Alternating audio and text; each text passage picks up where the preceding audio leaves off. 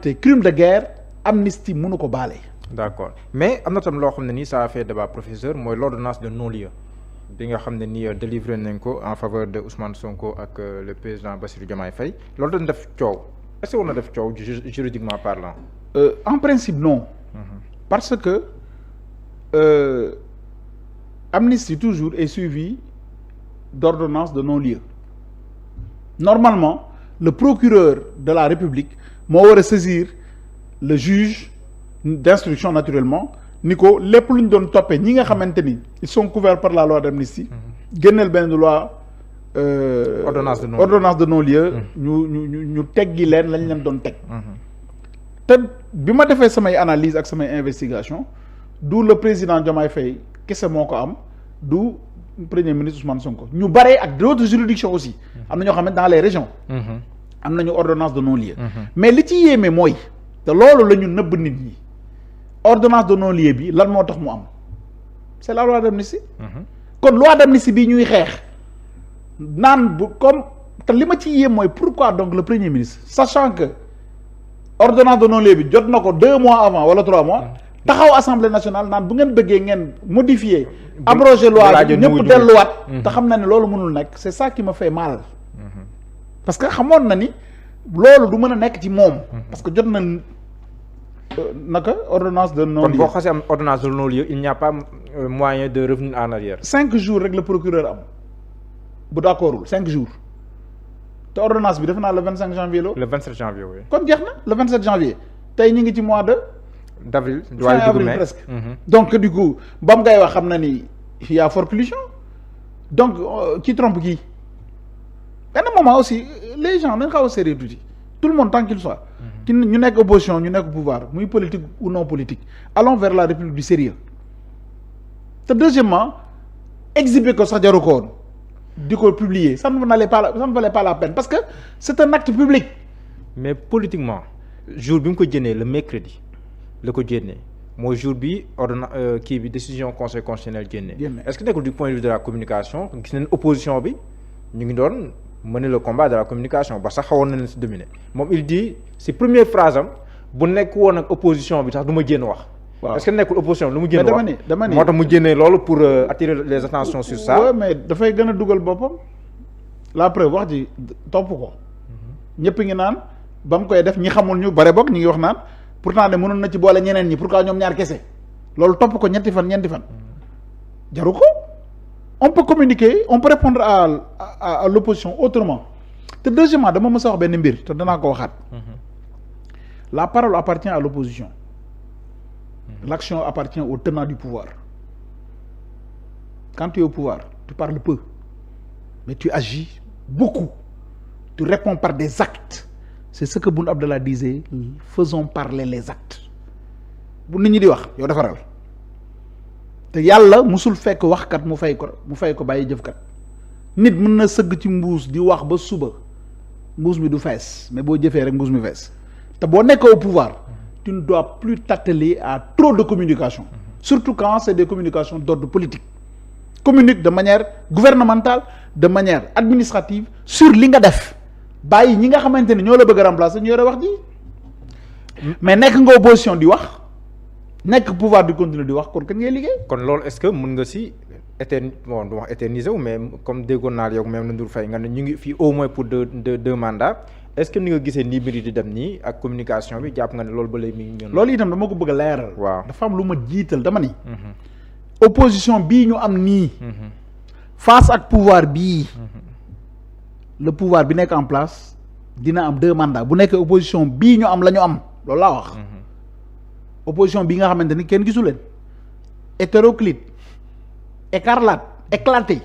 amul benn leader de l'opposition qui fait face pour porter un projet de société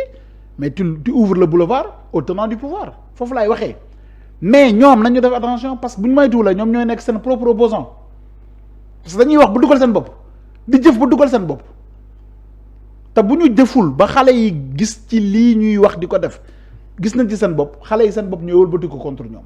parce que beaucoup de gens me disent que 1 an dafa teel pour apprécier. Ouais. un régime qui vient de s'installer. ko ñoom nee nañ dañoo fekk réew mi ci situation bu doy waar. dama ni un pays en ruine commence par le non paiement des salaires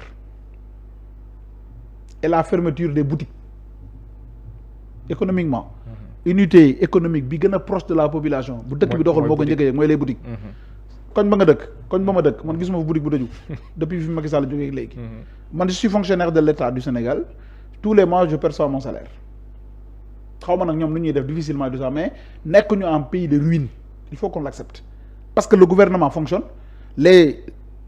pouvoirs judiciaires rendent naturellement leur jugement à tout moment l'exécutif se réunit le législatif se réunit vote des lois l'armée défend avec honneur et professionnalisme nos frontières la douane fonctionne le port fonctionne depuis quand le pays est en ruine il faut faire attention sur les propos beneen bi ci tegu mooy si le pays est en ruine on a un gouvernement qui du point de vue de sa taille est assimilable à bi fi jóge les avantages sont quasiment les mêmes parce que y a un décret de 2014 qui réglemente les salaires avantages des ministres directeurs généraux directeurs nationaux ce décret n'a jamais fait l'objet de révision ça prouve quoi que les gens reçoivent la même chose donc nañu def attention donc gisuma dëkk bu ruiné dëkk buy avancer laa gis difficilement c'est vrai parce que c'est la conjoncture mais quand même ruine moom gisuma ko. haute cour de justice installé nañ ko député yi si war a bokk xam nañ leen fu mu toll nii ministre ya fay dem tamit ñu ngi leen di gis en tout cas seen tur wax nañ ko mais ñuy wax ne que d'abord si haute cour de justice si composition ak fonctionnement am yan observation nga si mën a def parce que am na ñuy ŋaañ naan le fait que amul double degré de juridiction ak yooyu ça pose problème de ce point de vue là haute cour de justice lan nga ñu si mën a wax laataa ñuy ñëw si ñi nga xam te ni éventuellement jàpp ne war nañu si mën a toog. alors man sur le principe mooy haute cour de justice man dama koy saluer dans tous les pays du monde. moo ma gënal foofu CREI yi. même si bon am naa ci beneen point de vue. mais li ma gis mooy la notion de responsabilité dafa war a topp képp kuy autorité de gestion. bu njëkk bi mooy depuis quelque temps le président de la République je pense que c'était depuis 2004 ou 2005 le président de la République n'est plus ordonnateur du budget. C'est le ministre de l'économie et des finances ou le ministre des finances et du budget. Avec la loi, les lois programmes, ce sont les ministres maintenant qui deviennent eux-mêmes des ordonnateurs. Donc ñooñu dañuy yore koomu réew mi war nañ mën a à tout moment rendre compte loolu mooy l'idée de responsabilité. En droit est-ce que loolu waaw à contrario est-ce que ça rend irresponsable le président de la République. Du point de vue financier oui. Le président ne gère rien. D'ailleurs moo tax Guy Marius Sagna quand j'ai lu sa proposition d'ordonnance de mise en accusation j'ai rigolé parce que la gestion des finances publiques n'incombe aucunement au président de la République loolu il faut qu'il le sache et que entre autres il ne peut être poursuivi que par haute trahison bon, on verra ça après. Voilà mais pour ce qui est des ministres pour man képp kuy ministre bu ñu la woowee da ngaa war a kontaan dem seetal sa bopp wax ni nga yor woon réew mi parce que gënoo fi kenn ëppoo fi xam-xam kenn ëppoo fi njàng kenn ëppoo fi juddu kenn président de la République bi ñëpp fal tànn la ni la kay dimbali ma ci liggéey bi ma réew mi dénk kooku damaa yaakaar ni boo paree muy ñaari fan muy at muy juróomi at war ngaa taxaw même buñ la woowulee sax nga ne waaye woo leen ma pour ma ñëw leeral li ma yoroon. haute cour de justice nag composition bi nii la d'ailleurs boo xoolee article 99 à article 101 trois articles rek ñoo koy régir au niveau de la constitution. D'accord. Composition bi mooy président bi c'est le premier président de la Cour suprême kon ay magistrats ñoo yore liggéey bi même bu fekkee acte bi ëllëg ay parlementaires ña nga ca le premier président de la Cour suprême mooy président haute cour de justice suppléé par le président de la chambre pénale de la Cour suprême moom mooy nekk suppléant au cas où mu empêché wu wala mu am feneen foo xamante ni war nañ ko fu mën a teewee mu am nag ci biir 8 parlementaires ay députés yoo xam ne dañ leen di élire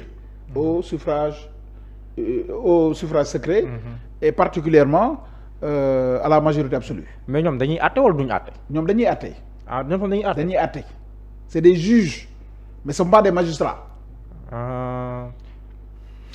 moo tax dinaa l'expliquer naka lay procédure bi demee. ay juges lañ. bu ñu la wooyee dañuy toog juger au même titre que les autres mais le président est un magistrat appartenant à l'appareil judiciaire.